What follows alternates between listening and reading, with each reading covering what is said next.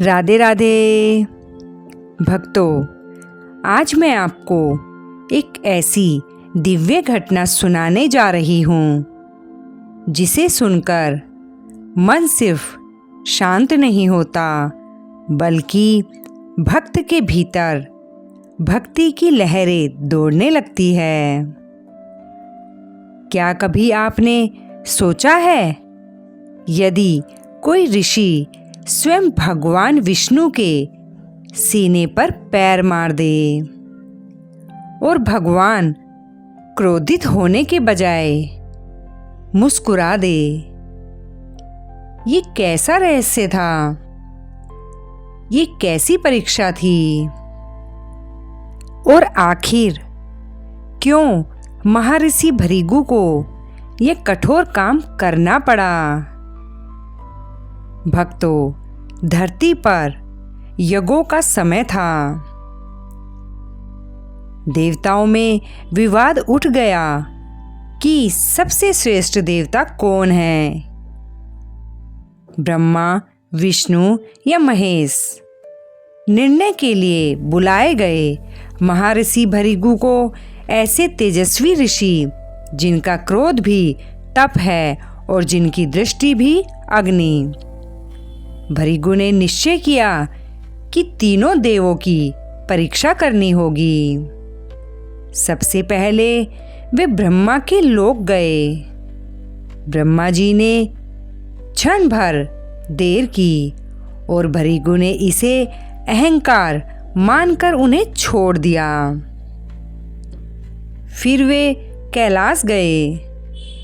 शिवजी उठकर उन्हें गले लगाने वाले थे, पर भृगु ने उन्हें भी दोषी ठहराया और आगे बढ़ गए।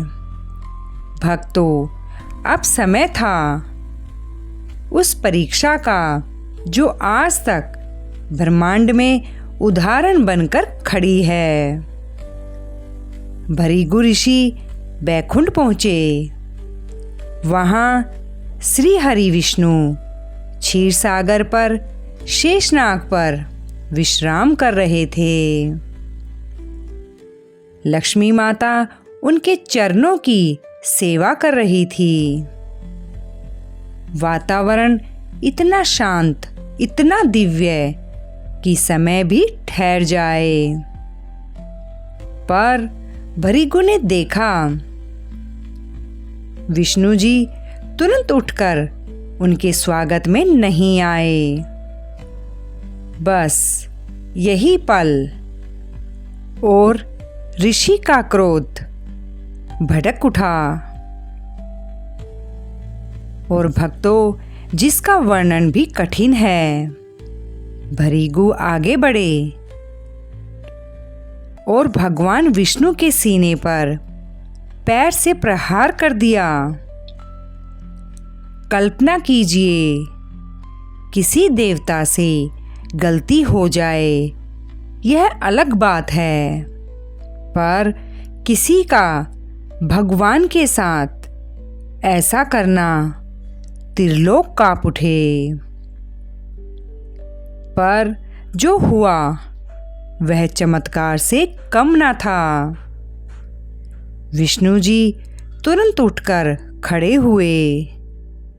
उन्होंने महर्षि भृगु का पैर पकड़ लिया और बोले, ऋषिवर, आपका कमल जैसा चरण मेरे कठोर वक्ष से टकरा गया। कहीं आपके पैर को चोट तो नहीं लगी? मुझे क्षमा करें, मैं आपकी सेवा में देर कर बैठा। भक्तों, ये सुनते ही भृगु स्थिर हो गए।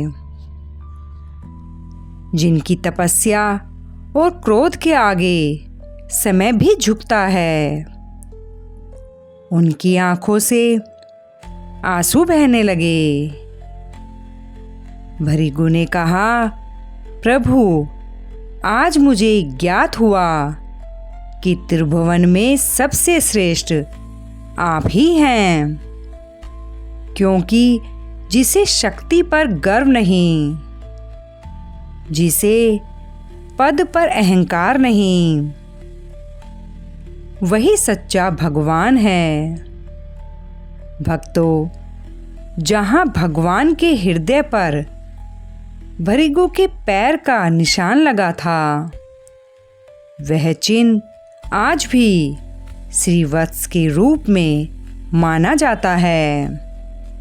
यह वही स्थान है जहाँ लक्ष्मी जी भी विराजती हैं, और यह वही स्थान है जो बताता है कि भगवान की महानता उनके रूप में नहीं, उनकी विनम्रता में है। इस घटना से संसार ने सीखा, जो जितना बड़ा होता है वह उतना ही शांत होता है।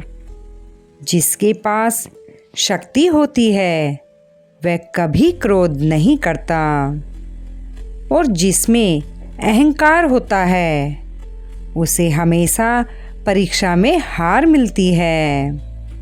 भक्तों, यह कथा सिर्फ एक प्रसंग नहीं, एक संदेश है कि हमें भी अपने जीवन में वही गुण अपनाने चाहिए जो भगवान विष्णु ने दिखाए: क्षमा, नम्रता और करुणा। अगर इस दिव्य कथा ने आपके मन को छुआ हो, अगर इस कहानी ने आपके हृदय में शांति जगाई हो, तो भक्तों, वीडियो को लाइक करें, कमेंट में ओम नमो नारायणा लिखें, और इस भक्तिमय परिवार से जुड़ने के लिए चैनल को सब्सक्राइब जरूर करें। अंत में एक मंत्र जिसे सुनते ही मन स्थिर हो जाता है: ओम नमो भगवते वासुदेवाय। जय श्री विष्णु भगवान, जय महर्षि भृगु। सदा आपके जीवन में शांति और कृपा बनी रहे।